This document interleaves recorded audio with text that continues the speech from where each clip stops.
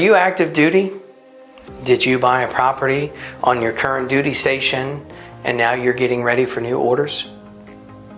You know you're leaving.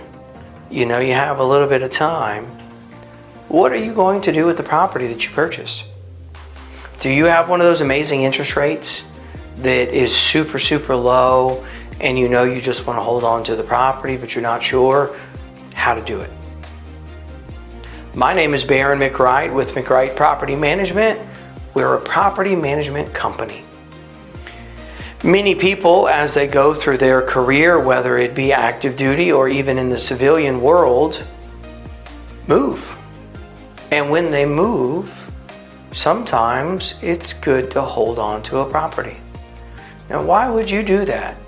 Well, we're talking about active duty. What's your goal in your career while you're an active duty officer? Are you looking to hit your 20-year marker?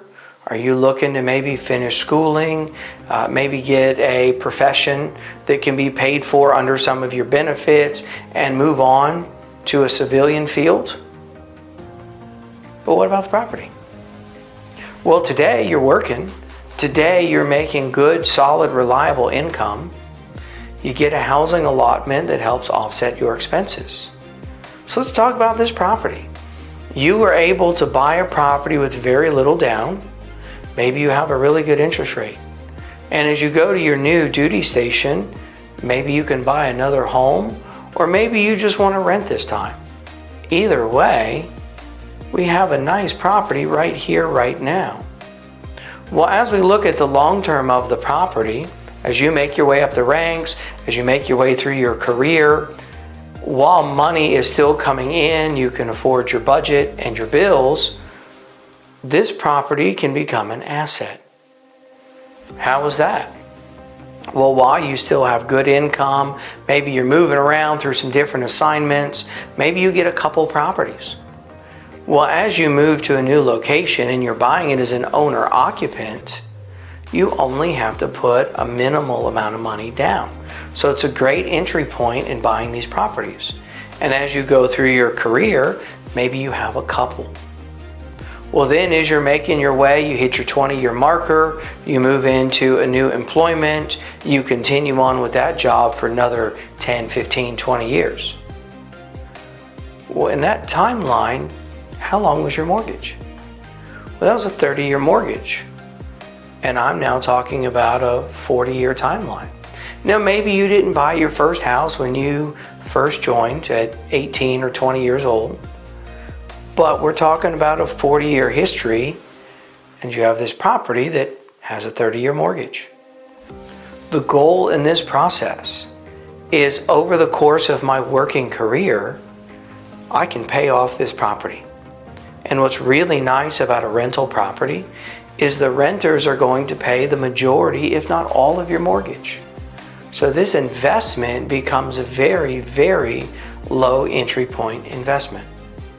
Now, as the market of real estate goes up and down, what does it always do over time? It always goes up. So if you hold this property and you pay off the mortgage, can you go wrong? You're going to have a little bit of maintenance, and you want to budget for that.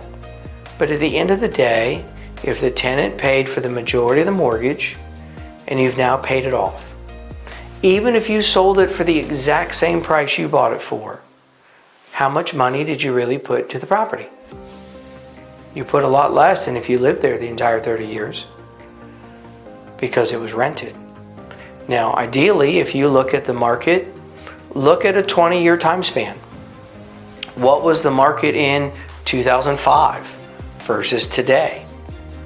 What was the market in 1995 versus 2015? Why do I use those dates? Well, 2015, we were kind of recovering from the peak we had in 2006. How does that compare to the real estate market in 1995? It was still better. So with a paid-for property, you can't go wrong. Now, what happens if you have a couple?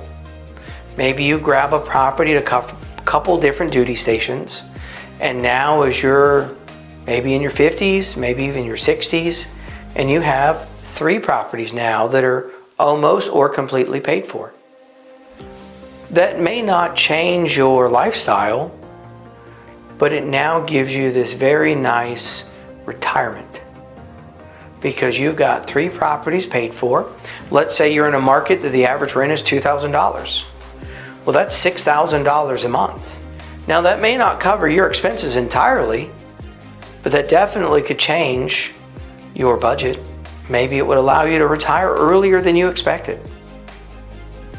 And then what happens when you're ready to sell? Right now, the median price throughout Florida is around $350,000, $400,000. Let's go conservative. Let's say $300,000. If you have 3 properties, that's $900,000. It's not a bad extra amount of cash sitting around that at some point you could liquidate.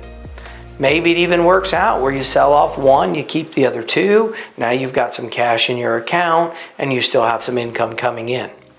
The value of residential real estate is the long-term investment. So if you're getting ready to relocate to a new duty station, I invite you, give me a call. Let's talk about your property. Let's talk about, is it a good investment to hang on to? And see how it can benefit you by holding on to your residential real estate. Again, my name is Baron McWright, and I look forward to talking to you very soon.